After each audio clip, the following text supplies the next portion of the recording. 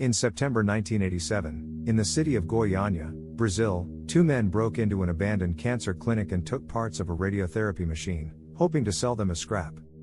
Inside that machine was a small capsule containing Cesium-137, a radioactive material. They pried it open and found a glowing blue powder. Mesmerized by the strange glow, they showed it to friends and family. Some people rubbed it on their skin, others took pieces home. They didn't know they were handling a highly radioactive substance. Over the next few days, people began getting sick, vomiting, dizziness, burns on their skin. At first, doctors thought it was a common illness. But the symptoms didn't make sense. One woman, Maria Gabriela Ferreira, realized many of her relatives and neighbors were sick at the same time. She recovered the capsule and brought it to a local hospital. There, experts measured radiation and confirmed it was Cesium-137. The Brazilian government was alerted. What followed was one of the largest radiological accidents in history. Authorities cordoned off contaminated areas. More than 100,000 people were screened for exposure.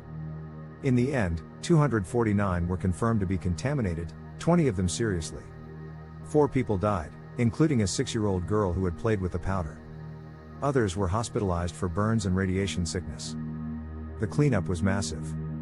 Homes were demolished, topsoil was removed, and tons of contaminated materials were sealed in drums and buried in a concrete facility in Abadia de Goiás. The neighborhood where it happened was evacuated and remains under monitoring to this day. The event exposed serious flaws in Brazil's handling of radioactive materials. The machine had been abandoned for 2 years with no protection, no signage, and no oversight. Its owners were prosecuted, and new laws were introduced to regulate the control and disposal of nuclear substances. But the legacy is not only legal. Survivors were stigmatized. Some were chased from their homes.